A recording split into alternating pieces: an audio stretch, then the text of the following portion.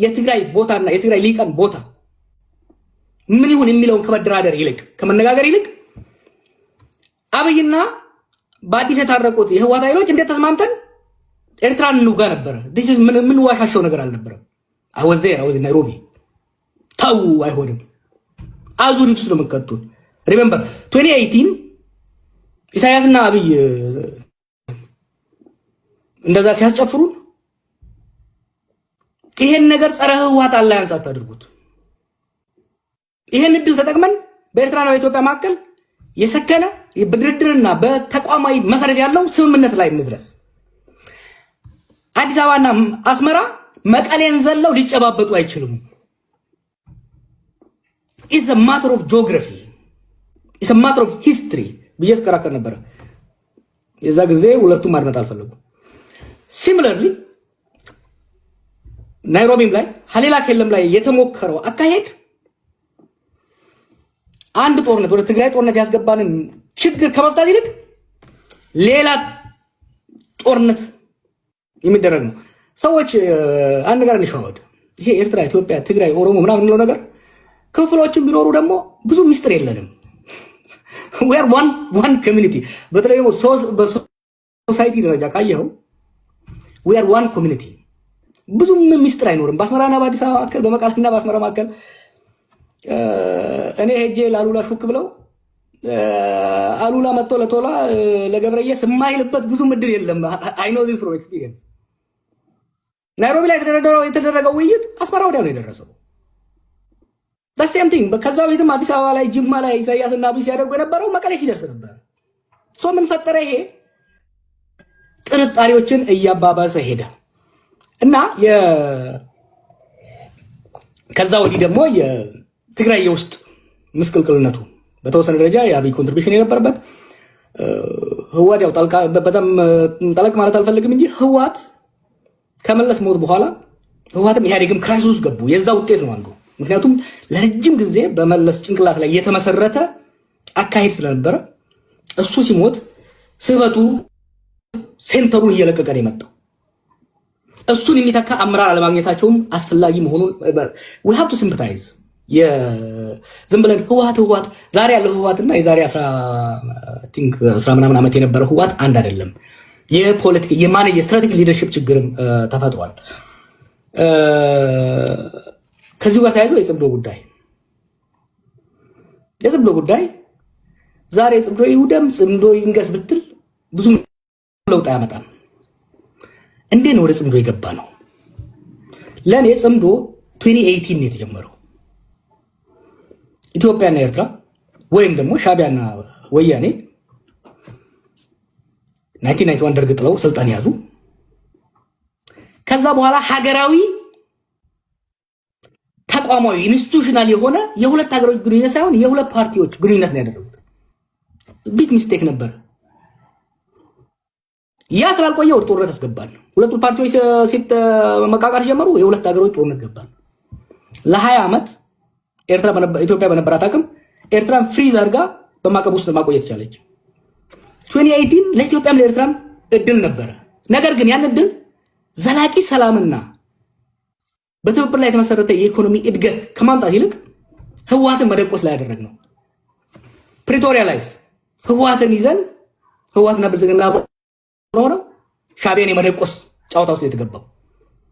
ጽምዶ ዛሬ ላይ ያለውን ትናንትና ደረጃ የሚናገረውን አብይ የሚናገረውን ነገር ከተናገርን ካየነው ሌተስት ናቸው። መሰረቱ ግን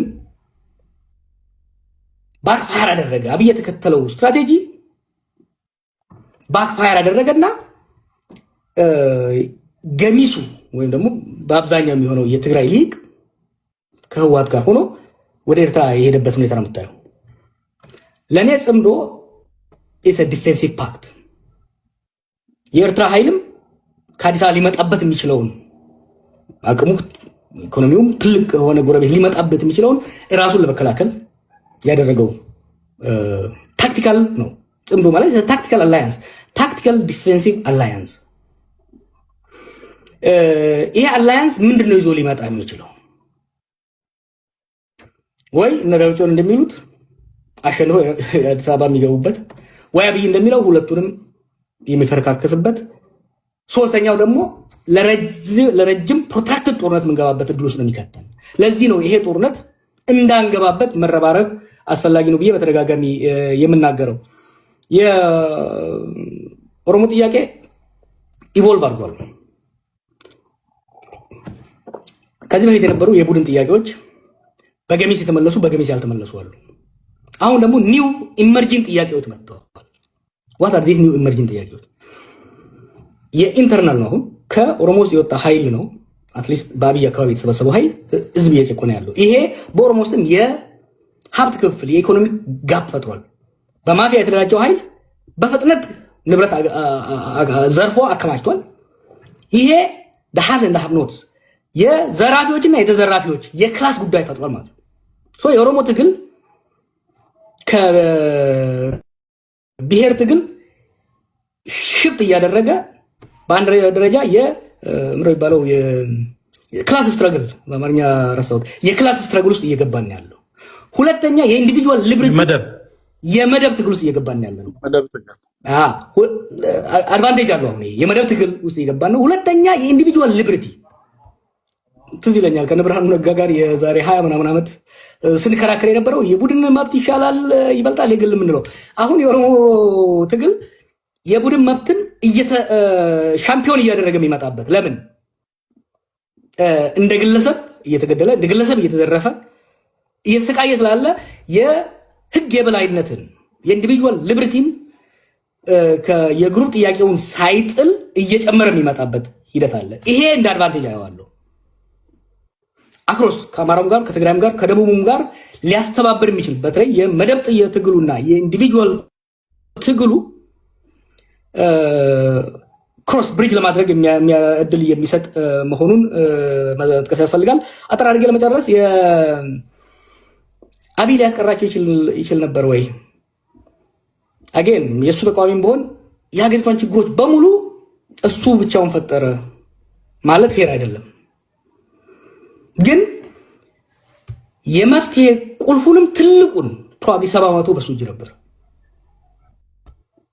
ለእንደዛው ለችግሩን ኮንትሪቢዩት ያደረገው ትልቁን the burden is with him the buck stops with me አይደለም የሚለው ኦባማ ትልቁን ነገር ማድረግ የቻለው። አብይ ሲመጣ ኃይለ ማርያም ይሆናል ብለው ጠብቀው ነበር። let's be fair እኔ I was there ይሄ ነገር ሲፈጠር አትሳሳቱ። ህወሓቶች እኔ ስታገልባቸው ነበረው። ህወሓቶች መጨረሻ ላይ ሰው እንደሚለው እኮ ሙሉ በሙሉ ተሸንፈው ሳይሆን ባንኩም ታንኩም እንዳላቸው ነው። ከዚህ በላይ መሄድ ለትግራይ ህዝብም ለኢትዮጵያም አይጠቅምም የሚለው ላይ ተስማምተን ነው ማዕከላዊ ስልጣን የለቀቁት። አብይም ብቻ ሳይሆን ከኦሮሞ ሊመጣ የሚችልን ኃይል የመረጧቸው ሰዎች ነበሩ እኮ ኃይለማርያም እንዲሆኑላቸው። እነሱ ሪጀክት ስናደርግ it was clear የሚመጣው ሰው ኃይለማርያም ሊሆን እንደማይችል አምነው ነው። ፕሮባብሊ ከጌታቸው አሰፋ ፋክሽን ውጪ ያለው እነ ሳሞራ እነ ስዩም እና አባይ ተቀብለው ነው ስልጣን የለቀቁት። ኃይለማርያም ይሆናል የሚል እንደዛ እናስቀጥላለን የሚለው ተስፋ በ2017 መጨረሻ አካባቢ ላይ የህወሓት የ45 ቀን ስብሰባ በኋላ ይሄ ግምገማ አልነበረም። እንዲሆንም አልተፈለገም።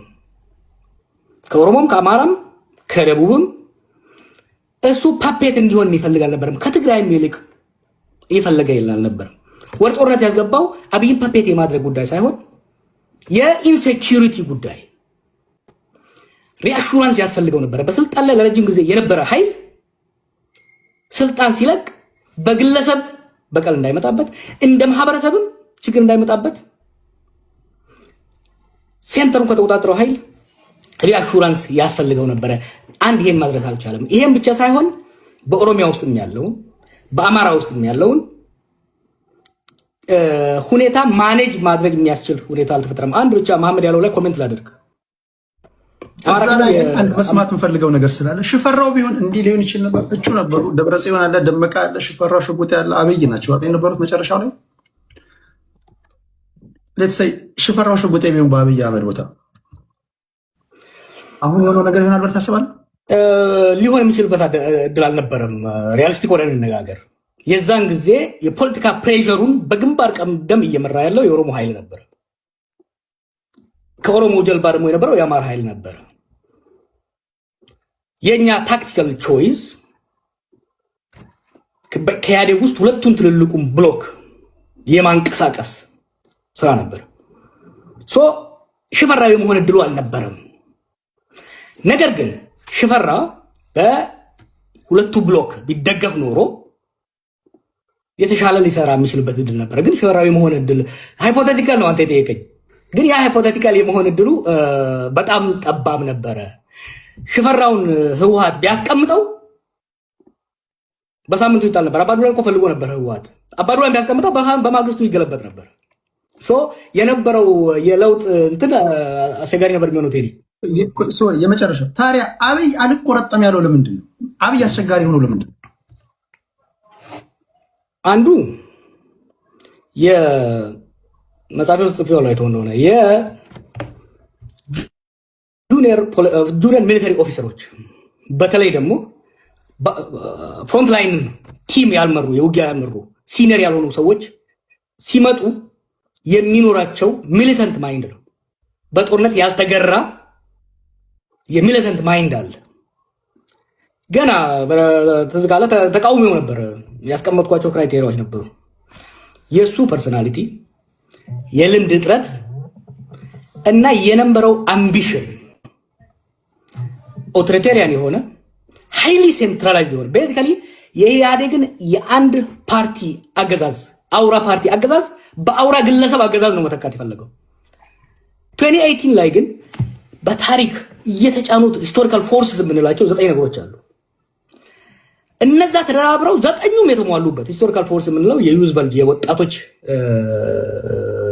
በቁጥር መብዛት፣ የብሔረተኝነት መጋነል፣ የኢኮኖሚ ችግሮች፣ እንደዚህ የዓለም አቀፍ ሁኔታዎች አንድ ላይ ተደምረው የስቴቱ ካፓሲቲ የተመናመነበት ጊዜ ስለነበረና የህዝብ አቅም ደግሞ የተጠናከረበት ወቅት ስለሆነ አይደለም የግለሰብ አምባገነን የአንድን ፓርቲ የበላይነት ወደ አንድ ግለሰብ የመቀየር ይቅርና ያንን የአንድ ፓርቲ የበላይነት የኢህአዴግን የበላይነት እንኳን ኢንታክት አድርገህ ለማስቀጠል በጣም ከባድ ነበር። ያን ስትሞክረው ሁለት ኃይሎች ተጋጩ ማለት ነው። የአብይ አምቢሽን የፖለቲካ ኃይሎቹ አምቢሽን ሲጋጭ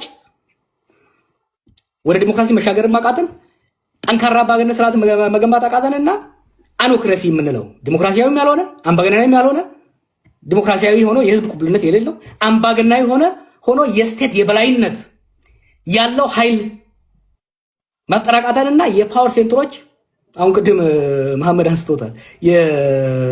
አሁን አማራ ክልል ውስጥ የተለያዩ የፓወር ሴንተሮች አሉ። ኦሮሚያ ውስጥ የተለያዩ ፓወር ሴንተሮች አሉ። የስቴቱ ካፓሲቲ የስርዓቱ ካፓሲቲ የሀገረ መንግስቱ ካፓሲቲ ተከፋፈለ እና ያ ነው ችግር የፈጠረው።